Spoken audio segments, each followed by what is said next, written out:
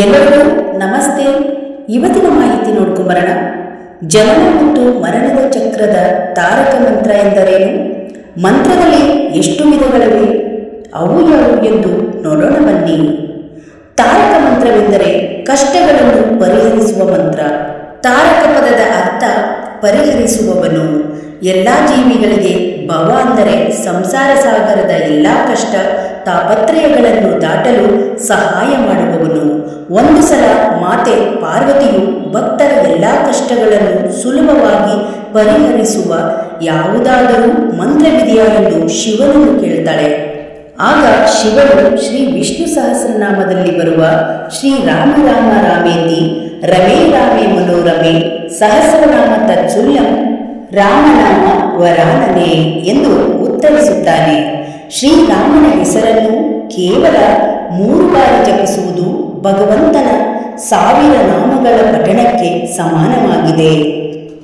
ಆದ್ದರಿಂದ ಈ ಒಂದು ಶ್ಲೋಕವನ್ನು ಪಠಿಸುವುದರಿಂದ ಸಂಪೂರ್ಣ ವಿಷ್ಣು ಸಹಸ್ರನಾಮವನ್ನು ಪಠಿಸಿದಂತಾಗುತ್ತದೆ. ಇದು ಎಲ್ಲ ಕಷ್ಟಗಳ ಪರಿಹಾರಕ್ಕೆ ತಾರಕ ಮಂತ್ರವೆಂದೇ ಪ್ರಸಿದ್ಧವಾಗಿದೆ.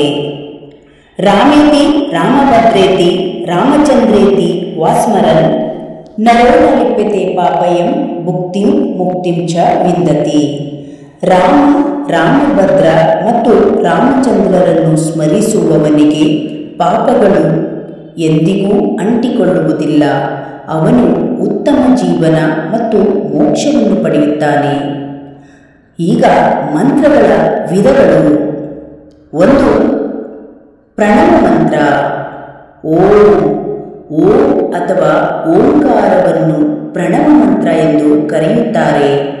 ಇದು ಬ್ರಹ್ಮ, ವಿಷ್ಣು ಮತ್ತು ಮಹೇಶ್ವರ ಮತ್ತು 3 ಲೋಕಗಳು, ಸ್ವರ್ಗ, ಭೂಮಿ ಮತ್ತು ನರಕವನ್ನು ಸಂಕೇತಿಸುವ ಅ, ಉ, ಮಾ ಎಂಬ 3 ಅಕ್ಷರಗಳಿಂದ ರೂಪುಗೊಂಡಿದೆ.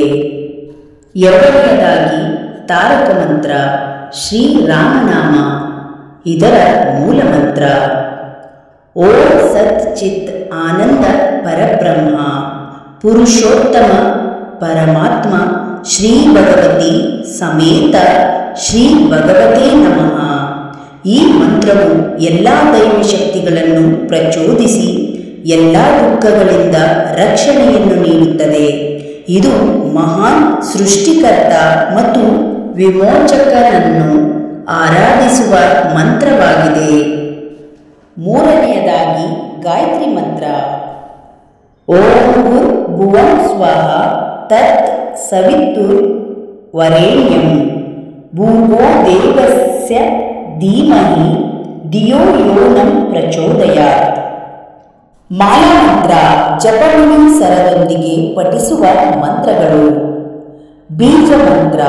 ಬೀಜ ಮಂತ್ರವು ಒಂದು ಅಕ್ಷರದ ಮಂತ್ರವಾಗಿದ್ದು ಅತ್ಯಂತ ಶಕ್ತಿಯುತ ಹಾಗೂ ಪ್ರಭಾವಶಾಲಿ ಮಂತ್ರವಾಗಿದೆ. ಪ್ರತಿಯೊಂದು ದೇವತೆಗಳು ಒಂದೊಂದು ಬೀಜ ಮಂತ್ರವಿದೆ. ಎಲ್ಲ ಬೀಜ ಮಂತ್ರಗಳಲ್ಲಿ ಶ್ರೇಷ್ಠವಾದದ್ದು ಓಂ ಅಥವಾ ಪ್ರಣವ ಮಂತ್ರವಾಗಿದೆ. ಇದು ಪರಮಾತ್ಮನ ಸಂಕೇತವಾಗಿದೆ. ಸ್ನೇಹಿತರೆ, ಇವತ್ತಿನ ಈ ಚಿಕ್ಕ ಮಾಹಿತಿ ನಿಮಗೆ ಇಷ್ಟವಾದರೆ ಒಂದು ಲೈಕ್ ಮಾಡಿ, ಈ ವಿಡಿಯೋವನ್ನು ಶೇರ್ ಮಾಡಿ. ಇನ್ನಷ್ಟು ವಿಡಿಯೋಗಳಿಗಾಗಿ ನಮ್ಮ ಚಾನಲನ್ನು ಸಬ್ಸ್ಕ್ರೈಬ್ ಮಾಡಿಕೊಳ್ಳಿ. ಧನ್ಯವಾದಗಳು.